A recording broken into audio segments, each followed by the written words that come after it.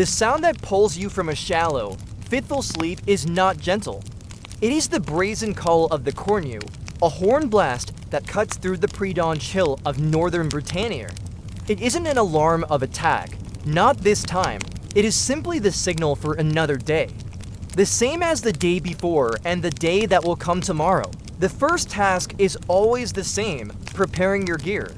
It is a ritual performed in low light, the movements memorized by muscle and bone. Over this, you begin the complex process of strapping on your protection. You don't think of it as a suit of armor, you think of it as your burden.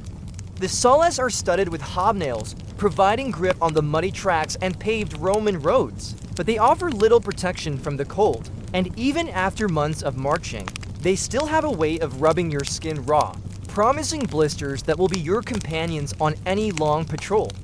The Loriga segmentata, the iconic cuirass of overlapping iron plates, is laid out on your cot. The large, rectangular shield, the scutum with its distinctive curved shape and central boss. Your two javelins, the pila, one heavy, one light. And your sword, the gladius, sheathed high on your right hip, its presence a constant, reassuring pressure. All of this you must carry as you lift it. You feel its familiar, unwelcome weight settle over your shoulders. For a day's patrol, you must also carry your marching pack, the Sarcina. You and the other men in your contubernium, the 8-man squad you live and fight with, gather around a small fire.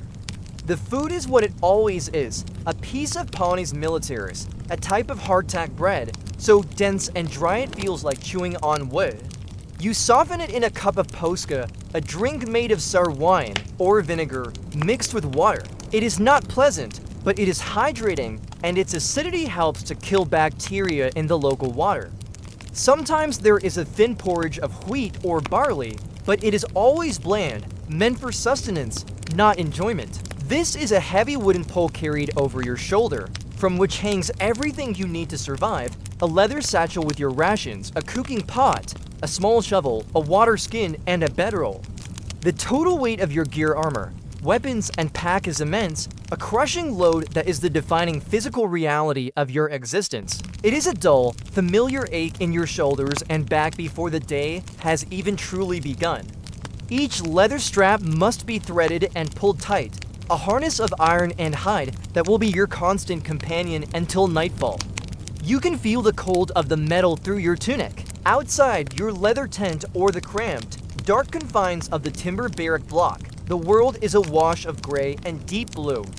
A thick mist clings to the ground, muffling sound and soaking everything in a layer of persistent dampness. To you, it is simply the line. A line between the order of Rome and the wild, unpredictable lands of the Caledonian tribes to the north. This is your home, a fort along the Great Stone Barrier men have started to call Hadrian S. Wall. You don't think of it in such grand terms. The air is cold. It seeps through the wool of your tunic even before you've fully risen from your straw-stuffed pallet. Then the most important piece, your helmet, the Gallier. It is a masterpiece of function, designed to deflect blows and protect your neck and face, but it is also heavy and isolating. When you place it on your head, the world becomes a little more distant, your hearing slightly muffled, your vision channeled through the ornate cheek guards. First, the coarse, reddish-brown wool tunic. It is simple, functional, and always faintly scratchy against your skin. Next come the greaves, the shin guards that protect your legs, strapped tightly against your calves. Finally, you pull on your caligae. These are not boots. They are thick-soled leather sandals, laced high up your ankle. Before you join your comrades for the morning meal, you gather the rest of your kit. But that is not all. Morning meal is a brief, functional affair. There are no pleasantries. Your Centurion observes the morning routine with a practiced, critical eye. He is a career soldier, a man hardened by decades of service in different corners of the empire. His face is a roadmap of old scars, and in his hand, he carries his symbol of office, a simple staff cut from a grapevine, the vitus. This staff is the most immediate instrument of Roman discipline. It is not used for random cruelty, but for instant, sharp correction. A soldier slow to fall into line might feel it sting across his shoulders.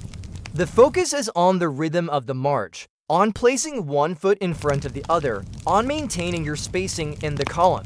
Your mind drifts into a state of weary vigilance. You scan the woods, the horizon, the folds in the land. You are not looking for anything in particular. You are looking for anything that is out of place. A broken branch, a flock of birds taking flight for no reason.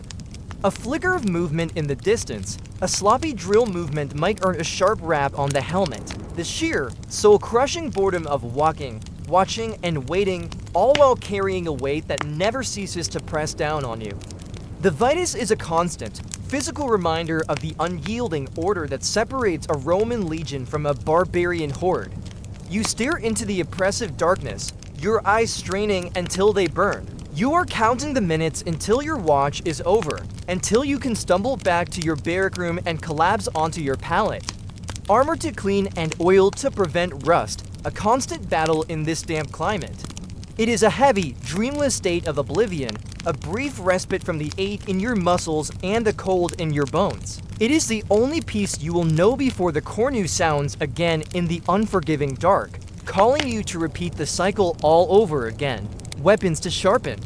Your small share of the evening meal to prepare, which is much the same as the morning's. The wine is a constant, whispering presence, carrying with it the scent of cold stone and damp earth. And it is to one such story of defiance, a story that would begin in an environment just as brutal, but with a vastly different outcome, that we now turn.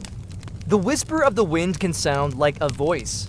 The shape of a gnarled bush in the shifting mist can look, for a fleeting second, like a crouching man. Every shadow could be a warrior poised to strike, or it could be nothing. The tension is a low, constant hum beneath the surface of your exhaustion. This is the true nature of your fear, not the heroic clash of a pitched battle, but the quiet, knowing dread of the unseen threat, the sudden, violent end that could come silently out of the mist. The mist that faded during the day has returned, thick and swirling, reducing visibility to a mere few feet. Your world shrinks to the small section of wall you patrol. It is the reason you will hold the line when your instincts scream to run. You do not fear the enemy as much as you fear the consequence of failing in your duty. With the meal concluded, the day's work begins. Today, it is a patrol. Other sentries are posted down the line, their presence more theoretical than felt. Your heavy wool cloak is pulled tight, but the cold is patient. It finds its way through the layers, chilling you to the bone. Your sentry forms up in the gray light of the courtyard. The commands are shouted, and the movements are precise, drilled into you through endless repetition. You march out of the gates of the fort in a long column, the rhythmic thump-thump-thump of over 400 pairs of hobnailed caligae striking the gravel road in near-perfect unison. The sound is accompanied by the creak of thousands of leather straps and the gentle clinking of metal. You march for hours. The landscape of northern Britain is relentlessly green and gray. Rolling hills disappear into the ever-present mist. Gnarled trees stand like silent sentinels on the horizon. You follow the line of the wall, a stone artery connecting the forts and mile castles that dot this desolate frontier. The physical effort is immense. Your breath comes in clouds of white vapor. Sweat begins to mingle with the dampness of the mist under your armor. The straps of your pack and shield dig into your shoulders. Your feet, cold and damp in their sandals, begin to ache, and you know that by midday, the familiar sting of new blisters will have begun. There is no conversation beyond what is necessary. Most of the time, there is nothing. The greatest enemy on these patrols is not the painted warrior, but monotony.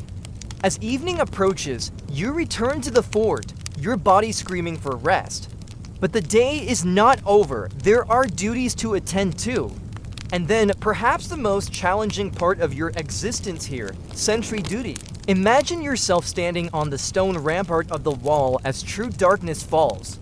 You are alone, yet you are not. Here, in the silence and the dark, your mind can play tricks on you. You shift your weight from one aching foot to the other. You grip the cold wood of your pilum. Sleep, when it finally comes, is not a gentle release. This life, This grind is the foundation upon which the glory of Rome is built. It is a life of disciplined obedience and relentless struggle.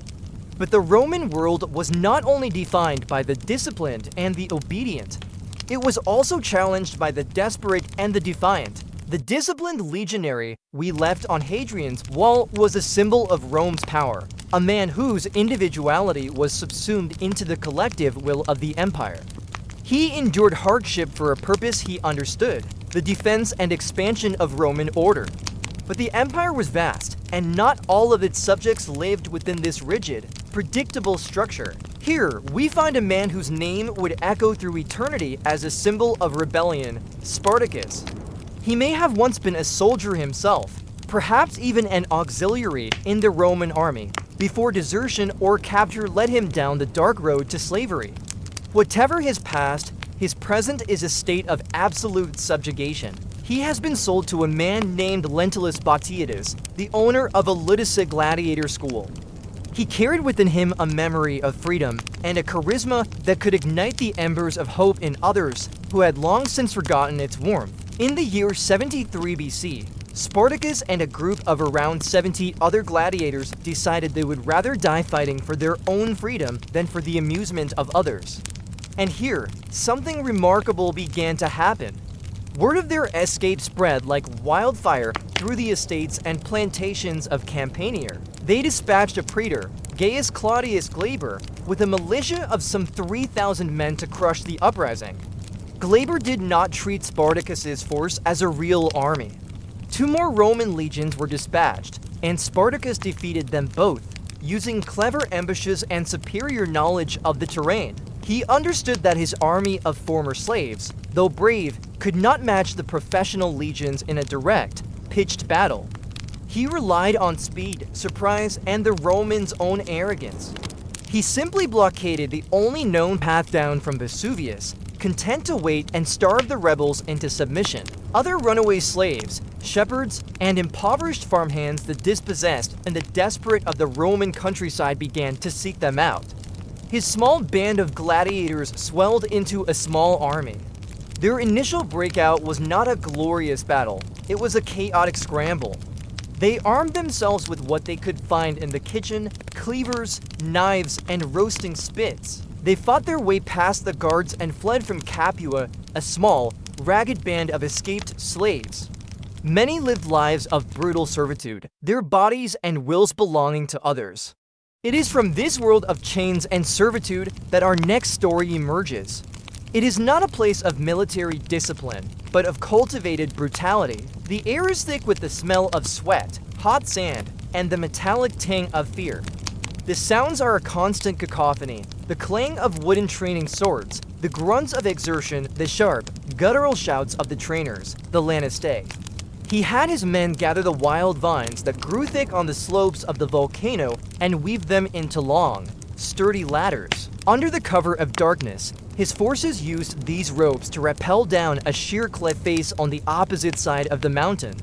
They then circled around and fell upon the Roman camp, whose soldiers were completely unprepared for an attack from such an impossible direction. The Roman force was annihilated, a story not of quiet endurance, but of explosive, desperate defiance. Here, men are forged into instruments of public entertainment. They are taught to fight, and they are taught to die for the pleasure of a crowd. Unlike the legionary, whose life is monotonous but serves a strategic purpose, the gladiator's life is a spectacle, his death the ultimate performance. The camaraderie that exists is fragile, for the man you train with today might be the man you are forced to kill in the arena tomorrow. It is a life stripped of hope, awaiting room for a violent death.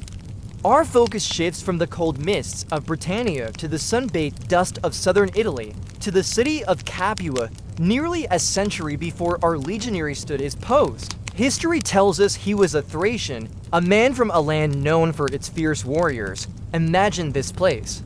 The daily routine is a grueling cycle of physical conditioning and weapons practice. Spartacus, however, possessed something more than just strength and skill. The rebellion did not begin with a grand plan. It began, as these things so often do, with a desperate, opportunistic spark. They found refuge on the slopes of the nearby volcano, Mount Vesuvius. Rome, at first, viewed this as little more than a minor nuisance, a problem of local policing. It was here that Spartacus demonstrated his first flash of military brilliance. This victory was transformative. Spartacus's army captured proper military equipment, and their legend grew. His army continued to swell, eventually reaching tens of thousands. It became a moving nation of the oppressed, carrying with it women, children, and the elderly. The question that has puzzled historians is what Spartacus truly intended to do. Did he plan to sack Rome itself, or was his goal more pragmatic? He raised 6 new legions at his own expense and took to the field. He was not a brilliant tactician like Spartacus, but he understood one thing perfectly: discipline enforced by terror. When one of his legions broke and fled during a battle, Crassus employed a horrifying, ancient punishment: decimation. He divided the cohort into groups of 10, and each group drew lots. The soldier who drew the short straw was then beaten to death by his 9 comrades. He had all 6,000 of them crucified along the Appian Way, the main road leading from Capua to Rome. The most likely theory is that he intended to lead his people north, out of Italy, and yet Rome endured. The legions that had been defeated were reformed. New men were recruited to fill the ranks, to march to the frontiers and hold the line. Legions, like the men within them, had histories, honors, and sometimes uncertain fates.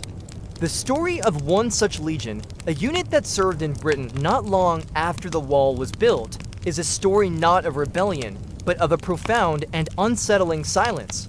It was a silent, horrifying tableau, a brutal, public message from the Republic to all who would challenge its order.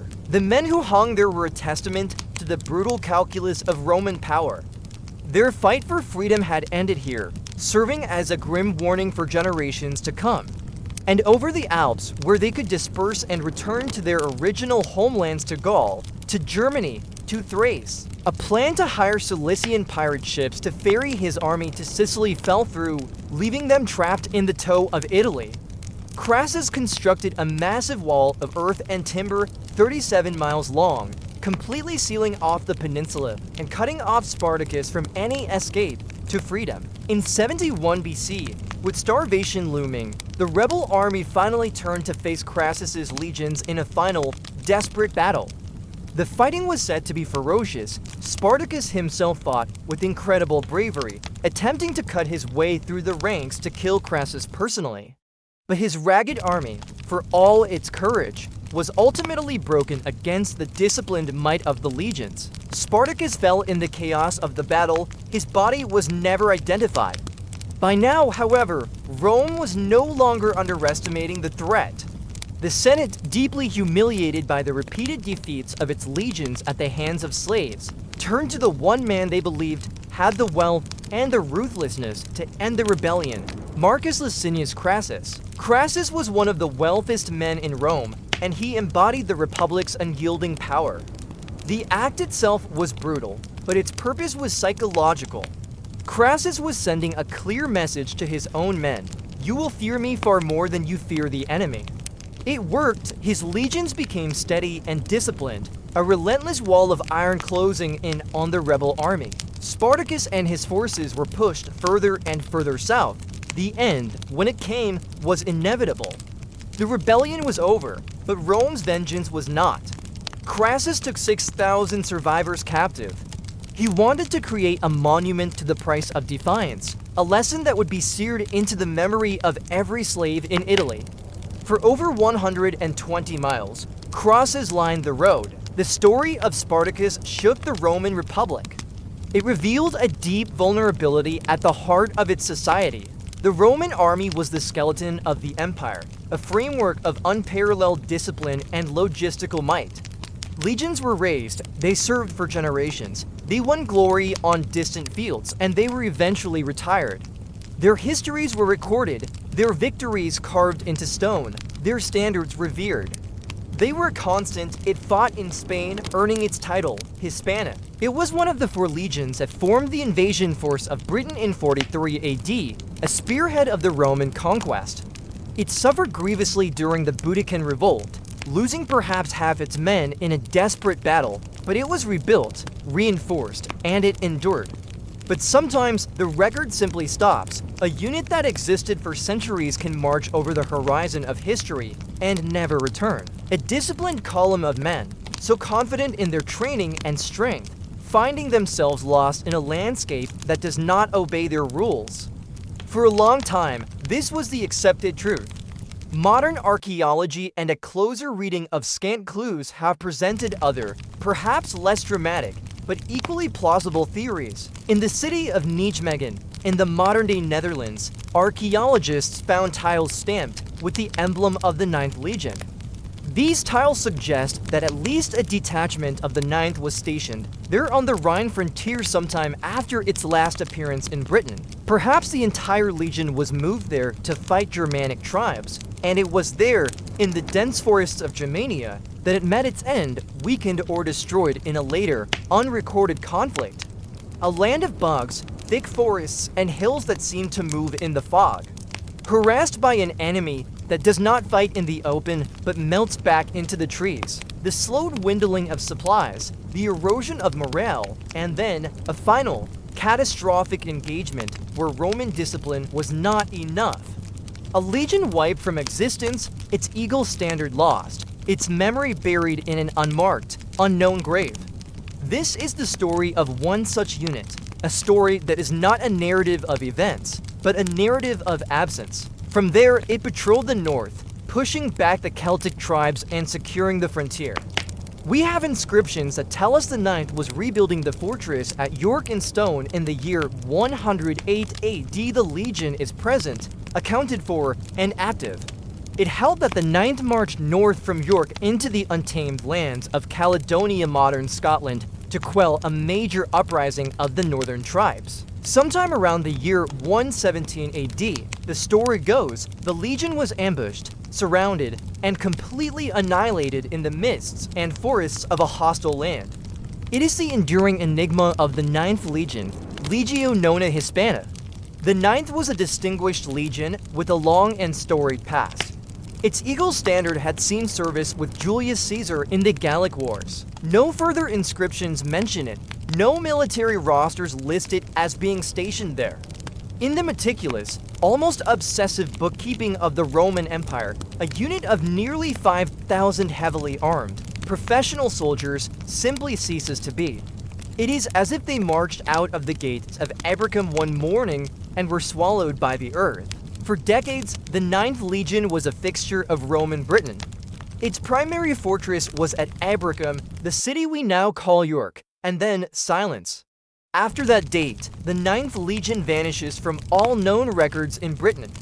For centuries, the most widely accepted theory was a dramatic and romantic one. You can picture the scene, not as a frantic battle, but as a slow, inexorable tragedy. It is a powerful story, and it explains the construction of Hadrian-Eswall a few years later as a desperate attempt to seal off a frontier that had consumed an entire legion. But history, like the mist on the wall, is rarely so clear. One such theory suggests the legion was not destroyed in Britain at all, but was simply transferred to another, equally dangerous frontier. Another theory points even further east. The Roman Empire was vast, and legions were constantly being shuffled to deal with new threats. Some historians propose the 9th was transferred to the east to fight in the brutal Bar Kokhba revolt in Judea, or in a war against the formidable Parthian Empire. A single inscription mentioning an unnamed senior officer of the 9th who lived to a peaceful retirement seems to argue against a total annihilation in 117 AD yet. The Legion's complete disappearance from all later Roman army lists is a powerful silence that demands explanation. In the chaos of these bloody conflicts, far from Britain, the 9th could have been destroyed or so badly mauled that it was finally disbanded, its name erased from the rolls. Each clue is a tantalizing but frustrating fragment. Men like the one we pictured on Hadrian's Wall, 5,000 legionaries with their own lives, families, and fears, who marched into the historical unknown. Whether they fell together in a misty Scottish glen, were broken on the Rhine frontier, or perished in the dusty plains of the east, their story reminds us that for all its power and order, the Roman Empire was a dangerous place. Life was uncertain, and even the strongest symbols of its might could vanish, leaving behind only a question that has lingered in the air for nearly 2,000 years. The truth is, we do not know. Here, power was not always measured by the strength of a sword arm, but by wealth, influence, and political cunning. To understand the world the legionary was dying to protect, we must now leave the cold, misty frontiers and travel to the sprawling, noisy, and opulent world of a Roman senator. The fate of the 9th Legion remains one of the great unsolved mysteries of the Roman Empire. There is no battlefield, no mass grave, no triumphal arch built by a Celtic chieftain to commemorate the defeat of a Roman legion. All that remains is the last stone inscription at York, and then the void. And we must remember that this is not just an academic puzzle. It is the story of thousands of individual men. While the fate of soldiers on the frontier remained a grim uncertainty, life at the center of the empire, in the heart of Rome itself, continued to a very different rhythm. From the cold mystery of a vanished legion, we now journey to the very epicenter of the world they served. We travel to the city of Rome itself. Our perspective shifts from that of the soldier, the periphery, to a man at the heart of power, a Roman senator, whose daily life provides the starkest possible contrast to the grind of the frontier. The light that filters into your bedchamber, your cubiculum, is soft, muted by heavy curtains. Over it, you do not don iron plates and leather straps, but the symbol of your status, the toga. It is a vast, cumbersome garment of brilliant white wool, and arranging its complex folds correctly is an art form in itself. Because you are a magistrate, your toga has the latest clavis, a broad purple stripe, a constant, visible reminder of your rank and authority to all who see you. For strong slaves hoist your lectica, a luxurious litter, onto their shoulders. But the real work is often done in whispers, in hallways, in the forming of alliances and the gauging of rivals. A careless word here can be more dangerous than a barbarian's axe on the frontier. A political misstep could lead, not to a simple punishment, but to exile, the confiscation of your estates, or a quiet order to take your own life. Your battles are fought not with a gladius, but with rhetoric, influence, and carefully chosen words. Curtains can be drawn for privacy or left open to see and be seen. From this elevated position, you experience the city. You float above the mud and the grime of the crowded streets. The noise of Rome, the shouting of vendors, the hammering of craftsmen, the rumbling of cart wheels on stone is a chaotic symphony that you observe with a sense of detached authority. You lie for a moment on a comfortable bed, not a straw pallet, surrounded by walls decorated with intricate fresco scenes of mythology or peaceful landscapes. But it does not involve marching. Instead, the work comes to you. This is the salutatio, the morning reception. You return to your home for a light lunch, the prandium, and then you partake in one of the great luxuries of Roman life, the afternoon siesta. As the sun reaches its highest point, a quiet descends upon the city. Shops are shuttered, the forum empties. For an hour or two, you can rest, sleep, or study in the peace of your private chambers, a world away from the endless. Wearing vigilance of a sentry on the wall, you take your seat in the atrium of your sprawling villa or domus, and your clientes, are shown in. Under your feet are not cold floorboards, but the smooth, cool tiles of a detailed mosaic.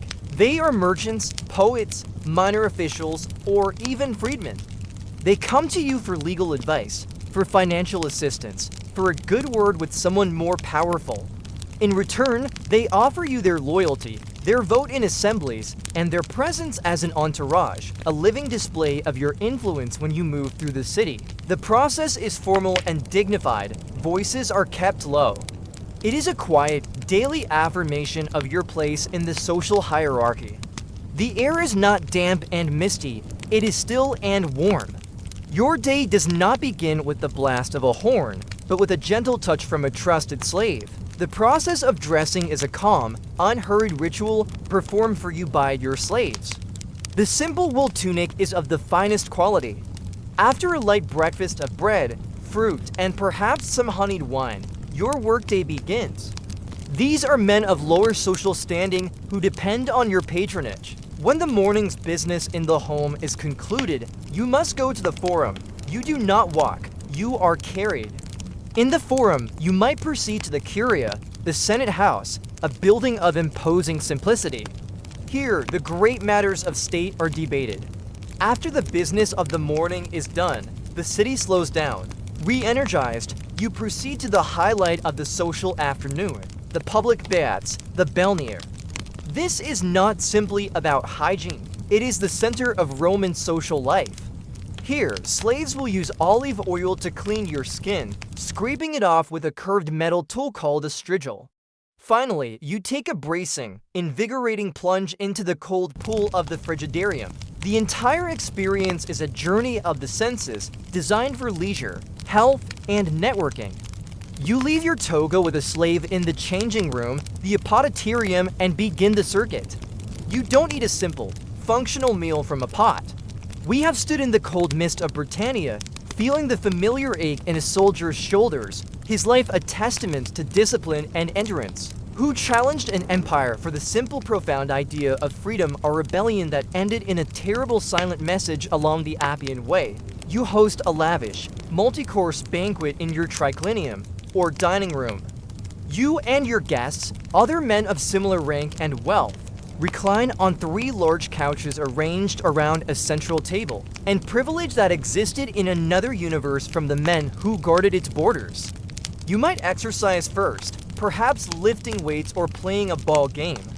For different lives, for different fates, all woven into the vast, complex tapestry of Rome, your journey is over. The echoes of history can now grow quiet. There are no walls for you to guard, no rebellions to fight, no political rivals to placate. There is only the here and now, the comfort of your bed, the steady, gentle rhythm of your own breathing. An empire of breathtaking sophistication and brutal reality, of unparalleled order and chaotic violence, all existing at the same time. The courses are brought out by attentive slaves. There might be appetizers of eggs, olives, and dormice cooked in honey. The main courses could feature exotic birds, elaborate seafood dishes arranged like mosaics, and roasted meats with complex, spicy sauces. The wine, mixed with water in a large crater, flows freely. There is nothing left to do, nothing left to think about. It is time now to simply rest. It is time to sleep. Good night. Between courses, there might be entertainment, a poet reciting his latest work, musicians playing the lyre, or graceful dancers. The conversation is the main event, a gentle flow of politics, philosophy, and witty observations that can last for hours, late into the night. Then you move to the tepidarium, a warm, steamy room where you can sit and talk, allowing your body to acclimate. Here, gossip is exchanged and business deals are made in a relaxed, informal atmosphere. From there, you enter the coldarium, the hot room where the heat is intense. As evening falls, you return home to prepare for the final, and most important, event of the day, the dinner party, the cena. The food is a spectacle designed to showcase your wealth and sophistication. This is your world, a world of immense comfort, privilege, and influence, built and protected by the sweat and blood of men like the legionary on the wall, and made possible by the silent, ever-present labor of slaves. It is a life of refined pleasure, but one underpinned by a quiet, political peril as intricate and dangerous as any battlefield conclusion. And so our journey through the Roman world comes to a gentle close. We have felt the sun-baked dust of Capua and traced the fiery, desperate path of a man who refused to be a thing. We have sifted through the fragments of history, pondering the unsettling silence that surrounds a lost legion, a reminder that even the Midas can vanish, leaving only a question mark for the ages. And we have reclined in the opulent comfort of a senator's villa, experiencing a world of immense power: the soldier, the slave, the senator, the lost. But now, that world of marble and mud, of iron and intrigue, can fade, allow the stories to dissolve. Allow the weight of the past to drift away, leaving only stillness and peace.